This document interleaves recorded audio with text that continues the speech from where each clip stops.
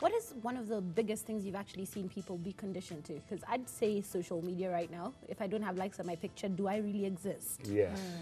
You know, ultimately, I think we're sold this lie, often by society, often by media. The fundamental lie, no matter where we live, is the lie that you are not enough. We're sold this lie, but pick up a magazine, you're not enough, you're not tall enough, you're not skinny enough, you're not brown enough, you're not light enough, you're not, whatever, not enough.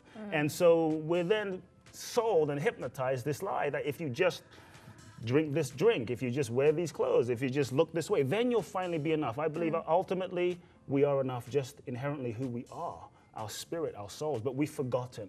And so for me, it's about us all remembering our true worth, which is not based on external things. It's not based on the shoes you have or, you know, your foot size or your hair. It's just we are intrinsically worthy, but we've forgotten. And so that's a fundamental challenge we have. You know, so much of our worth is based on external things. You know what? We haven't even paid for a session yet. I know, I feel like charge me right now. You speak in such a you have conviction in your voice, and it's, you know, you're said to have very transformational sessions around the world. You've got success stories. There's people who, you know, believe that you've changed their lives. Yeah.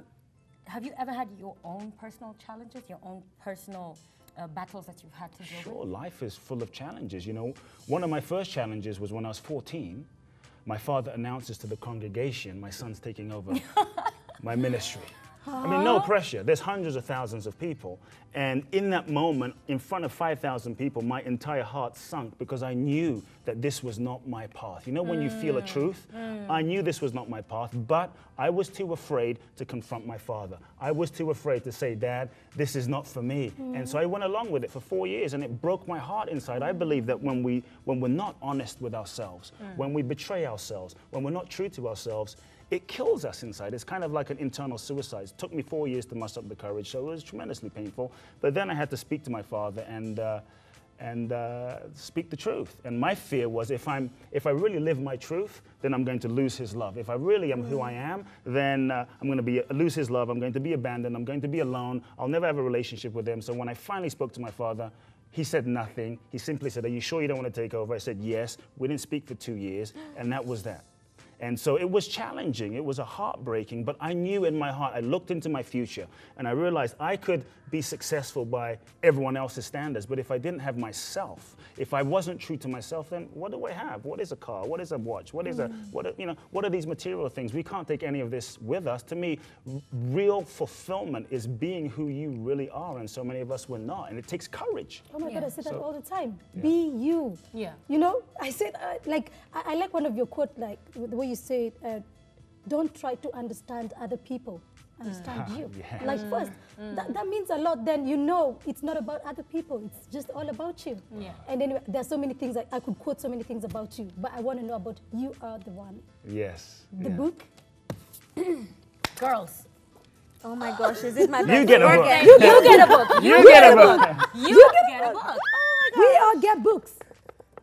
Wow, thank you. Can we keep this? This is a gift for you. It's just like your birthday, Thank you so Valentine's, much. rolled into one. And you're definitely going to sign these for us. I will sign them for you. Oh my gosh. It's so chic. I'll tell you, but the content is richer than that. So often we're looking outside, you know, we're looking outside for the answers, and we're waiting for someone to save us, like someone's going to float from a cloud, or Santa Claus is coming, or the government, or our parents, or our friends, and we're waiting for someone. So this book is a bold invitation to stop waiting for anyone to give you anything. Ultimately, I believe no one owes you anything. I believe life has already given you everything. God has already given you everything. Your parents have given you the gift of life already. It's now our responsibility to take that and harness that and give our gifts to the world. So, you know, we look at the great one, Oprah and Elon Musk and, you know, Jay-Z and Beyonce, like, wow, they're amazing, but we all have our own unique gifts that we are here to give. And so, look, I say, look, no one is coming.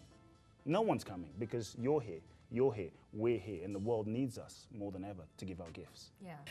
You have a personal life, I'm sure. Somewhat of a personal life. Okay, because what's going on in that situation? Because a lot of women are actually looking and thinking, okay, potential. I could get with that exotic, Like, I don't mind a little bit of Japanese. And, So I'm single, if that's what you're asking. That is what she's asking. Yeah. Let me ask you, I'm available. He's what? You know I've got that Japanese bug.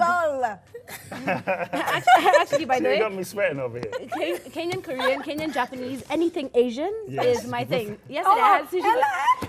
Nakamura. Remember You're where I only was getting a before book this? today, Ella. That's all you're getting. But I've got to ask, choosing to be single right now, because I'm sure it's a decision that you took very seriously. Because You should have a balance. Balance. Like, have a girl. Okay.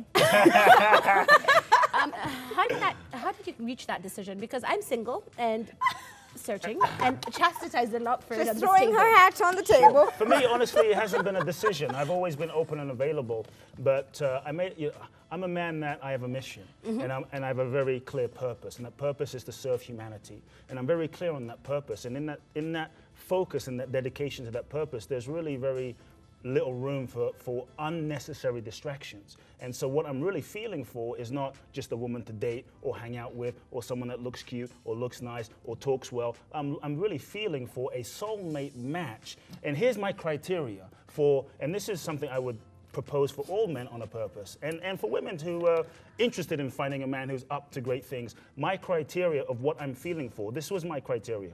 After going on dates, being on dates and feeling kind of like, what am I doing on this date? Yeah. I decided I'm Dating's not hard. going on another date until I feel this one thing. And that one thing is simply this. To feel for a woman who inspires me to give my gifts and live my purpose more than I'm already inspired. That in her presence, I'm more inspired to live my purpose. To me, such a woman is a great woman that I feel that's really what I'm looking for and aligned with.